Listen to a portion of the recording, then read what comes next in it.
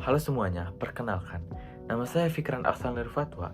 Saya adalah mahasiswa dari jurusan Ilmu Komunikasi Hubungan Masyarakat kelas 1C UIN Sunan Gunung Jati Bandung. Di video ini, saya akan menjelaskan tentang 5 materi dari awal mula adanya ilmu komunikasi. Penasaran? Mari kita mulai. Ilmu komunikasi awalnya berasal dari retorika. Retorika terkenal pada zaman Socrates. Kita akan mengupas sebuah asal-usul yang menarik dalam dunia komunikasi. Siapa sangka, ilmu komunikasi yang kita pelajari ini sebenarnya berasal dari sebuah praktik kuno pada zaman Socrates yang disebut retorika. Mari kita mulai ke penjelasannya. Retorika berasal dari bahasa Inggris, rhetoric, dan bersumber dari perkataan Latin rhetorica, yang berarti ilmu berbicara. Retorika sebagai suatu ilmu memiliki sifat-sifat rasionalis, empiris, umum, dan akumulatif. Rasionalis adalah apa yang disampaikan oleh seorang pembicara harus tersusun secara sistematis dan logis. Empiris berarti menyajikan fakta-fakta yang dapat diverifikasi oleh panca indera. Umum artinya kebenaran yang disampaikan tidak bersifat rahasia dan tidak dirahasiakan karena memiliki nilai sosial. Akumulatif merupakan perkembangan dari ilmu yang sudah ada sebelumnya, yaitu penggunaan bahasa secara lisan maupun tulisan. Retorika secara sistematis dan metodologis telah dipelajari, diteliti, dan dipraktekkan oleh Socrates dan penerusnya. Ada juga yang memberi pengertian retorika sebagai seni penggunaan bahasa yang efektif. Kalau secara filosofis, retorika dapat dirunut dari nilai-nilai yang terkandung di dalamnya. Filosofis Aristoteles mempertegas bahwa emosi manusia bervariasi dan ini dapat dipergunakan oleh seorang orator atau pembicara untuk mempengaruhi audiensnya. Aristoteles pun memberikan pengertian bahwa retorika sebagai seni yang memiliki nilai-nilai tertentu. Nilai itu adalah kebenaran dan keadilan yang mempunyai kekuasaan dan kekuatan dalam masyarakat. Yang kedua, perkembangan ilmu komunikasi sebelum masa prasejarah masuk pada tahapan manusia. Sebelum masa prasejarah, komunikasi manusia terutama didasarkan pada cara-cara nonverbal seperti gerakan tubuh, ekspresi wajah, serta suara-suara alam. Perkembangan awal ini terutama berkaitan dengan kebutuhan dasar untuk berinteraksi dalam kelompok, berburu, dan bertahan hidup. Komunikasi pada tahap ini masih sangat primitif dan bersifat insting, terkait langsung dengan kehidupan sehari-hari. Manusia awal menggunakan bahasa tubuh mungkin dengan gerakan tangan atau ekspresi wajah untuk menyampaikan pesan sederhana seperti peringatan akan bahaya, instruksi dalam berburu, atau ekspresi emosional. Perkembangan awal ini kemungkinan juga melibatkan suara-suara yang terbatas sebagai bentuk komunikasi. Namun, kemampuan verbalitas atau penggunaan kata-kata yang terstruktur belum sepenuhnya terwujud pada tahap ini. Ilmu komunikasi pada tahap awal manusia adalah titik pemulaan evolusi manusia dalam pengembangan sistem komunikasi, yang kemudian berkembang menjadi bahasa dan sistem simbolik yang lebih kompleks seiring berjalannya dengan waktu. Pada tahap manusia sebelum sejarah tertulis, komunikasi berbasis pada bahasa tubuh, suara, dan simbol-simbol sederhana. Hal ini membantu dalam pemahaman bagaimana manusia pertama kali berinteraksi, berkomunikasi, serta membentuknya masyarakat. Yang ketiga, berbahasa lisan pada zaman ini ditandai dengan adanya kehidupan nomaden oleh spesies Cro-Magnon dan Nederland. Tentu, pada zaman era Cro-Magnon dan Nederland, perkembangan berbahasa lisan menjadi krusial karena kehidupan nomaden mereka. Kedua spesies ini menggembara dalam kelompok kecil, bergerak melintasi wilayah yang luas untuk mencari sumber daya, makanan, dan tempat tinggal yang aman. Kehidupan nomaden mereka menghadiri tantangan yang berbeda-beda seiring perpindahan dari satu tempat ke tempat lain.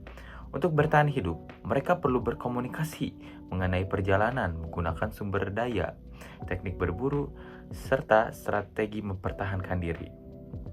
Dalam situasi ini, bahasa lisan berkembang menjadi sistem yang lebih kompleks. Kemungkinan mereka untuk menyampaikan informasi yang lebih rinci dan kompleks.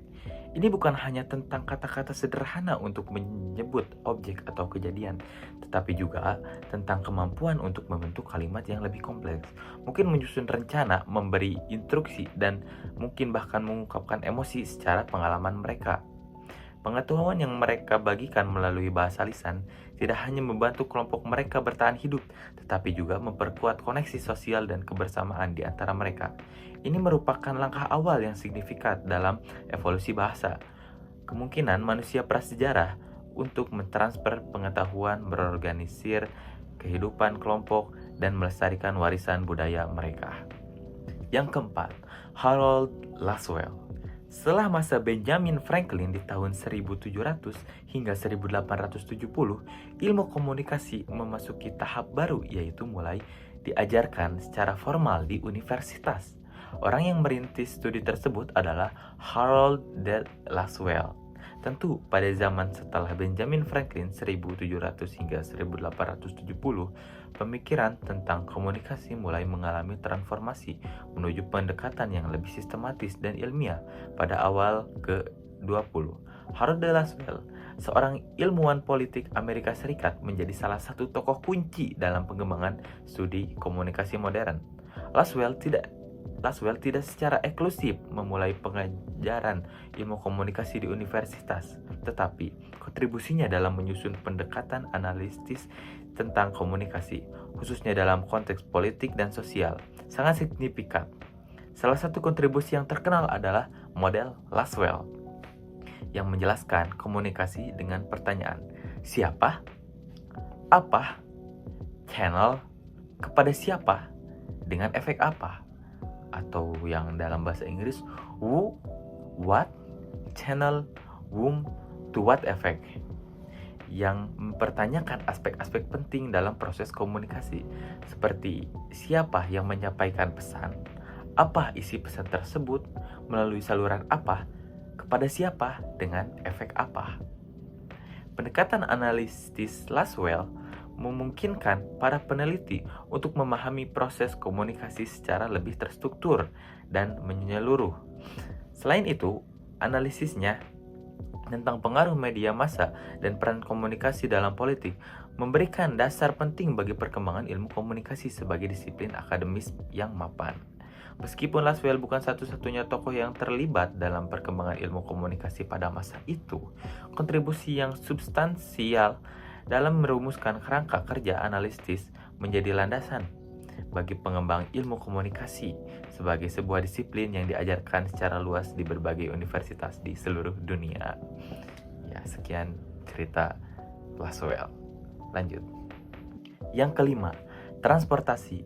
Zaman dahulu, kendaraan yang digunakan untuk membawa orang-orang adalah kuda, onta, delman, dan lain sebagainya. Revolusi di Inggris abad ke-19 berubah transportasi tersebut lebih cepat dengan ditemukannya lokomotif. Perubahan ini berdampak pada perkembangan ilmu komunikasi. Tentu, pada zaman dahulu, sebuah revolusi industri transportasi terbatas pada kuda, onta, atau delman yang memiliki keterbatasan dalam hal kecepatan dan jangkauan. Komunikasi cenderung terjadi dalam lingkup yang lebih terbatas, dengan informasi lambat tersebar karena keterbatasan perjalanan.